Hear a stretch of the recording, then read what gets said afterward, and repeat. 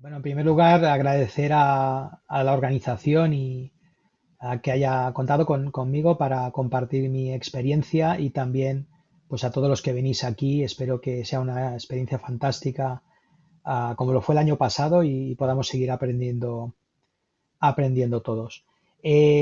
Bueno, voy a compartir mi pantalla. Eh, Primero, para que me conozcáis, soy Alex Ballarín, estoy localizado en Barcelona. Ah, Tengo varias facetas. En primer lugar, pues soy Professional Scrum Trainer en scrum.org. También trabajo haciendo consultoría y coaching a organizaciones en Innove. Y luego hago otra serie de cosas. Dirijo un posgrado que fundé con un compañero hace 8 años en la Universidad Politécnica de Cataluña. Y hace también unos años lancé un meetup para hablar sobre Scrum en Barcelona. Y hace poquito he lanzado con unos compañeros otro meetup para trabajar con los liberators sobre estructuras liberadoras y Scrum. Bueno, poco más sobre mí. ¿Qué es lo que quería contar? Pues, bueno, en primer lugar, conectando un poco con lo que dirá después Pablo, el desarrollo de software agile está centrado en dar valor, y es una palabra muy manida, el valor, pero al final nosotros pues hacemos una serie de actividades para generar un producto y lo que en los últimos años he ido ganando interés es en conectarme con la comunidad de producto, con la comunidad de UX y entender más sobre estos outcomes, de los que también os hablará Pablo, ¿vale? De estos valores, estas cosas que va a poder hacer el usuario que no podía hacer antes, cómo lo vamos a medir, cómo lo vamos a diseñar, cómo vamos a asegurarnos de que estas funcionalidades que nosotros estamos desarrollando van a generar esos outcomes y luego asegurar de alguna manera que la organización va a tener un retorno en serie de ventas, en serie de reducción de costes o lo que sea, ¿vale? Eh, y de esto va un poco el Dual Track Agile, ¿vale? El modelo tradicional de cascada pone énfasis en ir haciendo progresivamente las actividades, ¿no? Hacer un análisis, intentar que quede totalmente definida la solución, lo mismo con el diseño, planificar y ejecutar la construcción. A partir de aquí, si nosotros hemos entendido el problema, hemos diseñado una solución adecuada, la hemos planificado, todo ha salido bien, se tendría que hacer pruebas y lanzarlo. Pero frecuentemente, ¿qué nos pasa? Pues que a la hora de hacer las pruebas descubrimos pues que habían cosas que no habíamos podido prever. Y cuanto más complejo es el sistema, más fácil que esto pase.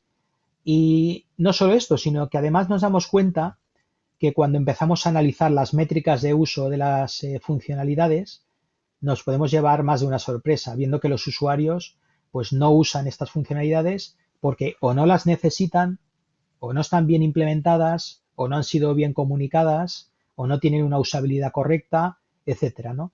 Y todo esto es muy costoso. Es muy costoso porque después de haber hecho todo el esfuerzo, de haber hecho todo el proyecto, darnos cuenta de este tipo de cosas, pues genera mucho desperdicio. ¿Vale? Esto ya está muy visto, ¿no? La agilidad pues nació en parte para poder mitigar aspectos como estos. ¿Y a qué viene el Dual Track Agile? Pues precisamente todas las apuestas, todas las asunciones que hace el modelo de cascada, ¿vale? Lo que intentamos es ir ganando conocimiento. Conforme nosotros vamos desarrollando, vamos entregando cosas a los usuarios, vamos interactuando con ellos, vamos midiendo cosas que están en producción, vamos a tener un feedback que nos va a permitir que las siguientes decisiones de cuáles son los problemas del usuario, cómo los vamos a solucionar, cómo van a ser las funcionalidades, todos los aspectos de usabilidad, interfaz, contenidos, copies, etcétera, pues vamos a hacerlo de manera más efectiva. Es decir, no vamos a hacer el descubrimiento de producto antes de comenzar y luego ejecutarlo, sino que lo vamos a hacer en paralelo. Eh, Aquí se establece lo que en el Dual Track Agile le llaman dos pistas, dos tracks, el Discovery y el Delivery. Son dos cosas bastante diferentes que se agrupan como dos flujos separados porque son actividades con mentalidad separada, con ritmos separados, con habilidades separadas, etcétera. El objetivo del Discovery Work, del trabajo de descubrimiento, es encontrar cuál es el producto correcto, cuál es el problema del usuario, cuáles son las funcionalidades, cómo deben ser para que cuando se ejecuten tengan una alta probabilidad de tener éxito. Ah, y el espíritu, ¿no?, de este track es aprender y validar de manera rápida y barata, de cualquier manera, con prototipos, con entrevistas, etcétera, ¿no? De una manera barata, lograr descubrir el problema del usuario y cómo han de ser las funcionalidades. ¿Vale? Jeff Gothelf, el autor de Lean UX, tiene una frase que a mí me gusta mucho que dice: descubrir que el producto no es correcto con software de producción es la manera más cara que hay, ¿no? Entonces, todas estas actividades que hacemos de diseño de experiencia de usuario y de descubrimiento tratan de descubrir de una manera barata y rápida qué es lo que hay que hacer. El trabajo de delivery lo que persigue es hacer el producto correctamente, ¿no? Y persigue pues ser metódico, dar calidad, etcétera, ¿no? Y aquí pues todas las tareas típicas del ciclo de vida de desarrollo de software. Entonces, son dos tipos de trabajos separados. La cuestión es cómo lo vamos a hacer. Si dentro de Scrum, si los vamos a hacer con equipos separados, backlogs separados o bueno, vamos en sprints separados, o si los vamos a hacer a la vez. Un enfoque, cuando esto se propuso en el 2007, Jeff Patton y Marty Cagan empezaron a hablar de esto, pues se generaron varias maneras de ejecutar esto. Uno de ellos es lo que se llama el enfoque de Staggered Sprint o sprints escalonados, donde tenemos un núcleo, también le llaman a veces tres amigos: el Product Owner, el UX Designer, el Lead Developer, que van trabajando de manera adelantada, en un sprint adelantado, de calado, y van haciendo este descubrimiento de producto, tomando las decisiones técnicas, las decisiones funcionales, etcétera. Y cuando tienen definido cuáles son las funcionalidades que hay que hacer, cómo han de ser a nivel visual, a nivel de usabilidad, etcétera, etcétera, le pasan esto al siguiente sprint a los developers para que ejecuten, ¿no?, este trabajo. ¿Vale? Este es uno de los modelos con backlogs separados, ¿no? Un backlog con los problemas del usuario a solucionar, con las funcionalidades a ejecutar, y otro backlog con, una vez que ya se ha decidido que se va a trabajar en una funcionalidad y que ya está definida, pues hacer toda la parte ya de la ejecución, ¿no? El diseño de la interfaz, el diseño del software, la ejecución, las pruebas, etcétera. ¿Vale? Este modelo pues tiene una serie de ventajas respecto a la cascada. En primer lugar, pues los developers están trabajando en cosas que ya se han analizado, que ya se han validado, con lo cual va a ser más difícil que haya retrabajo. Y además van a ir a tiro hecho, ¿no? Van a tener ese trabajo ya definido y bastante estable. Y se pone foco en evitar este desperdicio en hacer funcionalidades o bien que no se necesitan o bien que están mal implementadas o mal enfocadas. Esas son ventajas. Ahora, también tiene inconvenientes. En primer lugar, puede ser lento, ¿vale? Podemos necesitar hasta 3 ciclos de sprint para corregir errores. Nosotros definimos una funcionalidad, aparentemente que ya está bien, se implementa, empezamos a recoger datos, todo esto en 3 sprints, y nos damos cuenta de que por algún motivo no lo hemos hecho bien, hemos de volver a empezar. No conseguimos comenzar y acabar estas funcionalidades en un único sprint porque estas tareas de Discovery y Delivery no se están haciendo en un único sprint.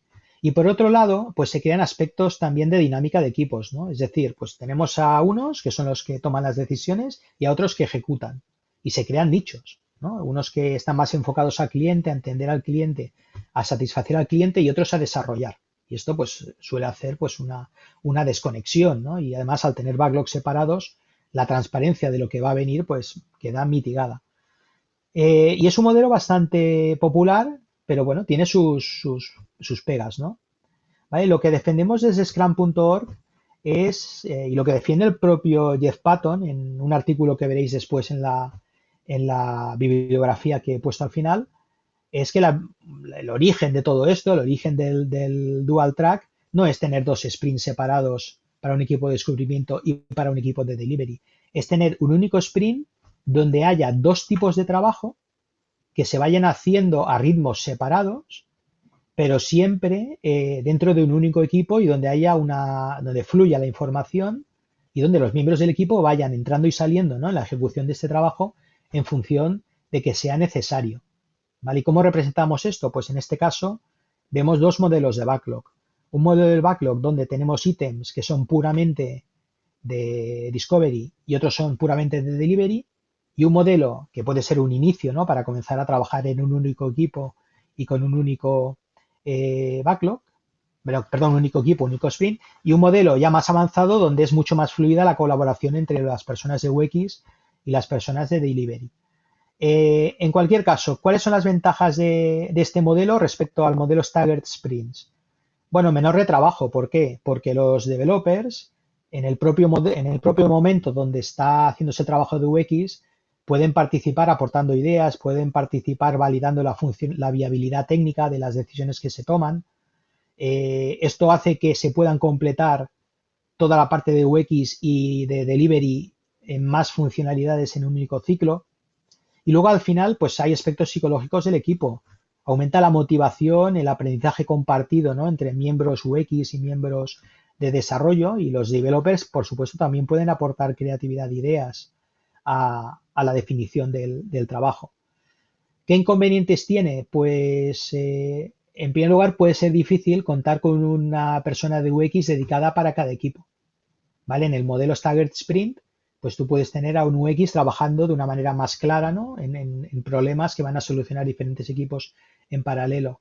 Este modelo en general cuenta con una persona de UX dentro de los equipos, y a veces pues puede ser más difícil justificar que una persona esté full time dentro de los equipos. Y luego también pueden pasar cosas como si tenemos una persona de UX que no tiene, muy pura de UX, ¿no? Que no tiene el hábito, ¿no? De trabajar codo a codo con developers, pues se pueden encontrar algo perdidos en los eventos, ¿no? Por ejemplo, una persona de UX que está haciendo un trabajo de research o un trabajo de diseño de mockups, etcétera, pues a lo mejor no tiene gran cosa que explicar a los developers en un daily. Y eso también, pues al principio puede ser un inconveniente.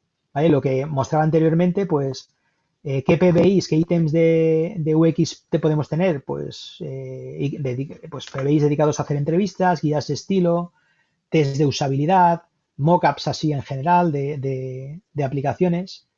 Y luego, si conseguimos integrar más en los PBIs tanto el trabajo de UX como el trabajo de delivery, pues podemos empezar en el mockup de una funcionalidad y luego pues desarrollarla o hacer un prototipo entre el UX y el frontend o lo que sea, ¿no? ¿Vale? Y bueno, vamos acabando. Otra de las cosas, podríamos hablar mucho más de lo que es la integración de UX y de desarrollo. Una de las cosas que tenemos que tener en cuenta es que el trabajo de UX es fluctuante. Es decir, no siempre vamos a tener un porcentaje parecido del UX trabajando en, en los sprints. ¿Por qué? Pues porque habrá algunos sprints que sean muy intensivos en descubrir cómo ha de ser un nuevo módulo, porque haya sprints que requieran hacer pues un diseño exhaustivo o que haya que hacer mucho trabajo de analizar métricas o lo que sea. Y otros sprints, pues quizás estamos abordando funcionalidades ya más trilladas, más conocidas y no hace falta hacerlo, ¿no? Con lo cual, pues esto puede fluctuar, ¿vale? Pero podemos volver en el ciclo de vida de la aplicación, tal como vayamos evolucionándola y teniendo métricas y feedback del mercado, ¿no? Sobre la aplicación, pues podemos volver a tener necesidades altas de hacer trabajo de UX. Insisto, ¿no? El objetivo de esto no es separar a las personas, que el UX haga de UX y los developers, sino que el UX, como casi todos los especialistas en los equipos, llega a ser una especie de líder, una especie de evangelista que consiga educar, ¿no? Al resto de personas del equipo en lo que es el trabajo de UX.